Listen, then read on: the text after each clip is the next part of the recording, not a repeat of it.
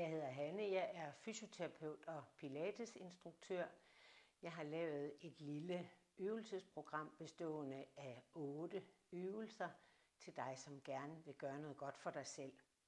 Det er en fordel, at du kender lidt til pilates i forvejen.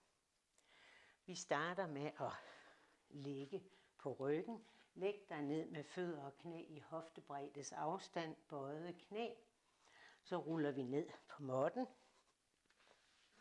Vi finder det neutrale lændesvej, og det gør vi ved lige at vippe bækkenet et par gange frem og tilbage.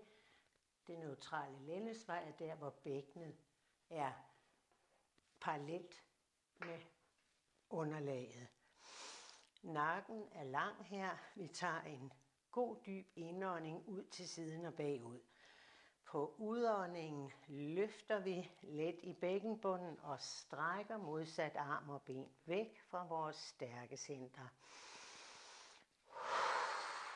De første par gange tager vi det stille og roligt, puster ud, bliver herude, holder stillingen, holder den dybe spænding.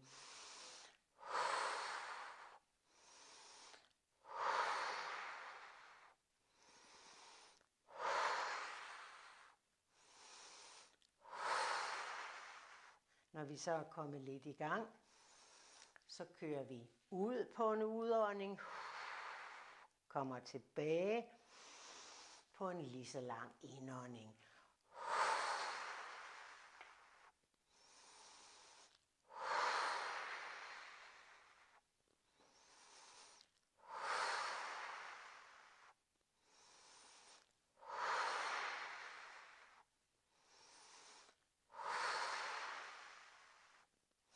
Vi holder nakken dejligt lang under hele øvelsen.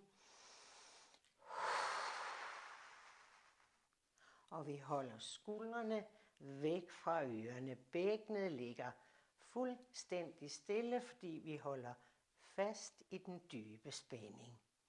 Vi tager 2 gange mere.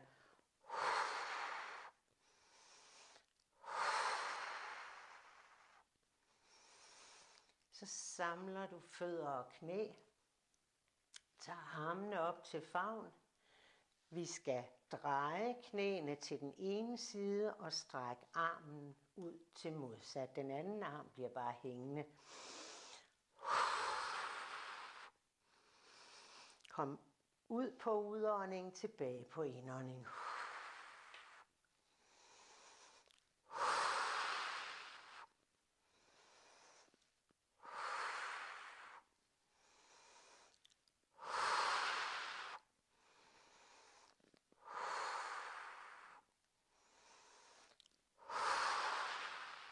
I den her øvelse får du trænet de skrå mavemuskler, samtidig med, at du får mobiliseret og roteret rygsøjlen.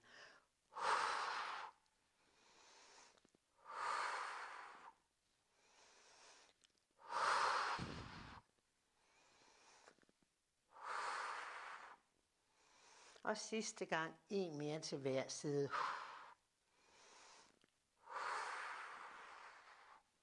Ja.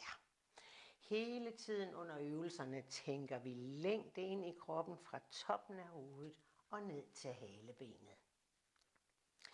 Vi skal skrælle ryg, vi skal varme ryggen op, vi skal varme de små mavemuskler op. Og det gør vi ved en kombinationsøvelse, hvor vi først puster ud, løfter bækkenbunden, skræller rygsøjlen af måtten, en hvirvel ad gangen. Her bliver vi på en indånding, puster ud, ruller ned igen, en hvirvel ad gangen, de øverste rygvirvler først, og så ned og genskabe vores lille neutrale lændesvej. Herfra puster vi ud, dropper hagen mod brystet, vi holder fast i den dybe spænding, så bliver vi her på indånding, ruller ned på udånding. Så det er en kombination af de to. Skræl rygsøjlen af måtten, en hvirvel ad gangen. Hold knæene i samme afstand hele tiden.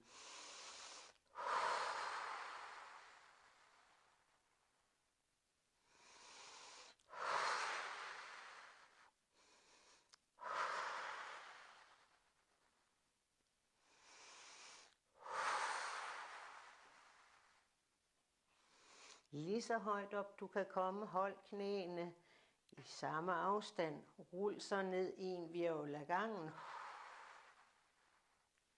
Armene bliver liggende på gulvet.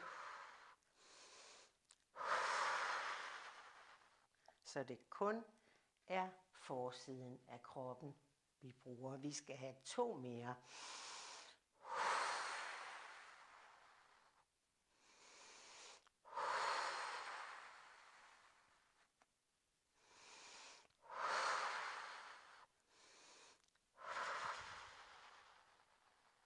Og vi skal have den sidste.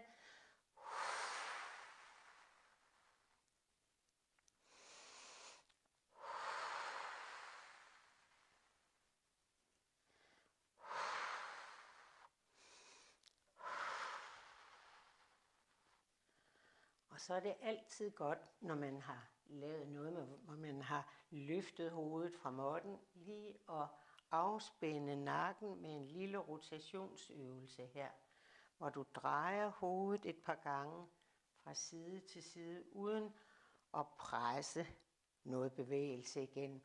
Og så vipper du hagen op og trækker hagen ind. Så er vi klar til at varme hofterne op. Læg armene lidt ud til siden. På en udånding løfter du bækkenbunden, bøjer knæet op til hoftehøjde og strækker benet. Og her laver du små bitte cirkler, mens du holder fast i den dybe spænding. Cirkler du foden rundt lige over hofteleddet. Vi tager 4 den ene vej, og vi tager 4 den anden vej. Du bestemmer selvfølgelig selv, hvor mange.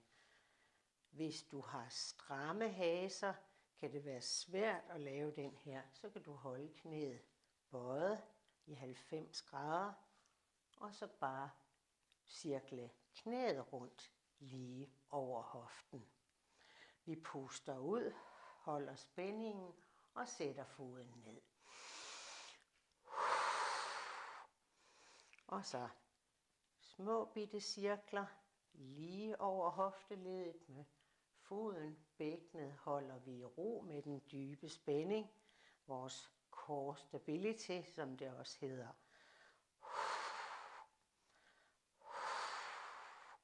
Eller du bøjer knæet og laver små bitte cirkler her. Det er en god opvarmningsøvelse for hoften.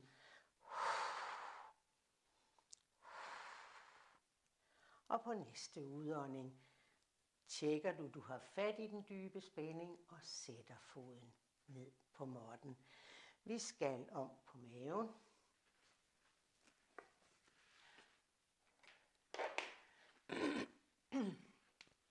Vi skal have gang i de små bitte rygmuskler, dem der sidder tættest på rygsøjlen, dem der er med til at stabilisere os. Vi vender tåspidserne mod hinanden, dropper hælene ud til siden, og vi har armene ned langs med kroppen, panden lige ned på måtten. Så tager vi en god dyb indånding. Vi puster ud, løfter bækkenbunden, spænder baller, lår og hæle mod hinanden, strækker håndfladerne langs med siden af lårene. På næste udånding tager vi en hånd frem her under panden til honør, bliver her på en lille indånding og slipper hæle, lår og baller, ligger overkroppen ned på udånding. Så trækker vi vejret dybt, puster ud, spænder baller, lår og hæle, trækker skulderbladene ned. Her hænger armene fast i måtten, det giver modstand. På næste udånding strækker vi armene frem foran os. Vi er stadigvæk lige over måtten, og så tager vi et svømmetag, mens vi puster ud og slipper hæle, lår og baller. Og så starter vi igen. Spænder baller, lår og hæle. Og så tager vi armene frem her. På næste udånding, træk albuerne ned, spænd baller, lår og hæle. Og så pust ud, stræk frem, ud til siden og slip hæle, lår og baller. Man kan godt få lidt krampe, så kan man lige løsne musklerne i lægen. Vi skal have et par stykker mere. Pust ud. Løft bækkenbunden. Spænd baller, lår og hæle. Panden er lige løftet. På næste udånding. En hånd frem til honør her ad gangen. Og slap af. Spænd igen. Baller, lår og hæle. Træk skulderbladene ned. Indånding, og så pust ud. Svømmetag. Slip hæle, lår og baller. Og vi skal have en mere. Hold panden helt ned over måtten. Bliv her på indånding. Slip langsomt på udånding. Spænd baller, lår og hæle. Træk skulderbladene ned. Hold armene i gulvet. Og så løfter du armene lige over måtten. Strækker frem. Og slipper langsomt. Og slapper helt af. Ja, vi bøjer og strækker og bøjer lige her i knæ og fod. Bøj og stræk og bøj. Vi skal have et lille rygstræk, hvor vi træner, hvor vi øger mobiliteten i ryggen, men vi træner musklerne omkring skulderbladene og let træning for armene. Så du tager en god dyb indånding. På udånd, din albuer er i skulderhøjde, din underarm er parallelt med måtten. Nu puster du ud, løfter let i bækkenbunden, skubber skulderbladene ned, mens du skubber dig op over underarmene, op på hænderne. Så holder du nakken lang. Og så trækker du vejret normalt, mens du lige drejer hovedet en gang fra side til side. Tager en indånding, og så kommer du ned på udånding, ned på underarmene, ned med overkroppen. Det du gør mest ud af her, det er hele tiden at holde skuldrene væk fra ørerne. Indånding, pust ud, skub skulderbladene ned, skub dig op. Hold nakken lang, mens du drejer hovedet, ned på underarmene og ned med overkroppen.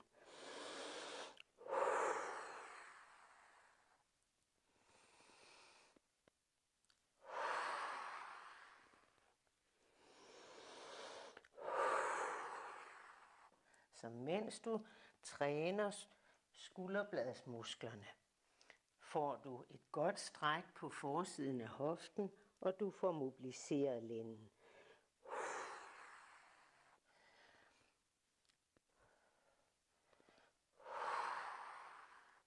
Og vi tager en sidste. Pust ud. Skub dig op. Drej hovedet. Ned med underarmene først, og ned med overkroppen. Og vi tager lige en tur mere, hvor vi bøjer og strækker bøjer. Nu kommer der en lille øvelse for dine baller. Her skal du have tåspidserne bøjet ind under dig. Og her starter du med, og du må gerne ligge op på albuerne. Jeg gør det, for så kan jeg kigge på dig. Vi starter med at trække vejret ind, ligesom vi plejer, ud til siden og bagud. På udåndingen løfter du bækkenbunden lidt, så strækker du det ene knæ, og så strækker du foden. Foden er lige over måtten. Så holder du der, mens du trækker vejret ind, og så puster du ud og flekser foden og slipper knæet. Og det gør du igen. Samme ben 5 eller 6 gange. Så pust ud, stræk knæet, stræk foden. Bliv liggende sådan på en indånding, og så på udåndingen. Flex foden, så tåen rammer, og slip knæet. Og igen.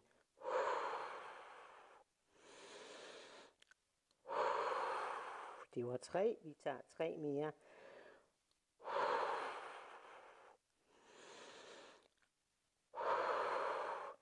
Så på udånding, stræk knæet, stræk foden. Hold foden lige over måtten. Og så bøj tæerne ind under dig og slip knæet. Sidste gang, kom.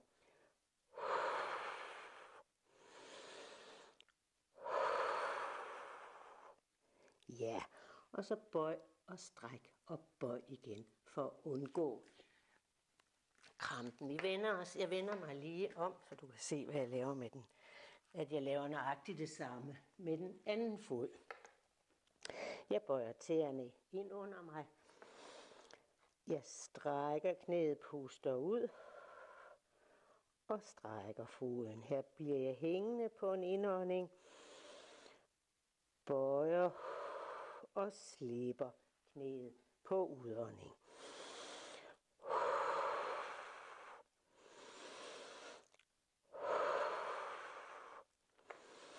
Stræk knæet, stræk foden. Bliv der på indånding. Bøj foden, slip knæet på næste udånding. Vi mangler 3. Kom.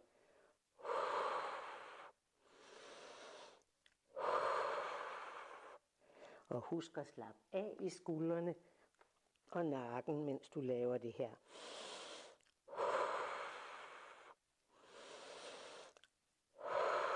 Og vi skal lige have den sidste. Så pust ud, mens du strækker knæet, strækker foden. Bøjer og slipper. Og så bøj og stræk og bøj. Ja, vi skal have en knæ 4 stående øvelse. Start lige med at sætte dig tilbage over hælene. Du tager et par gode dybe ind- og udåndinger her, hvor du virkelig trækker vejret ud i siden og bagud. Bare slip armene helt. Så sætter du håndfladerne i måtten. På næste udånding presser du lænden op mod loftet, presser dig op og står på alle 4. Lige meget vægt på hænder og knæ. Hovedet er helt afslappet. Så puster du ud, finder lændesvaret, trækker skuldrene ned på plads og gør nakken lang. Og på samme udånding skubber du dig tilbage over hælene. Indånding, udånding, slip hovedet. Der bliver vi på en indånding, og så puster vi ud, trækker skulderbladene ned, gør nakken lang, finder lændesvaret og kommer tilbage over hælene.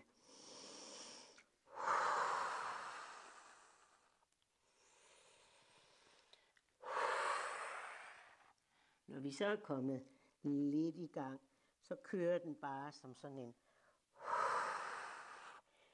rullende bølge her.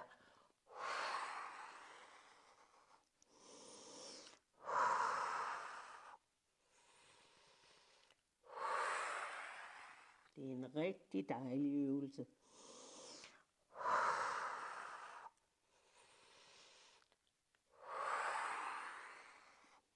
Ja.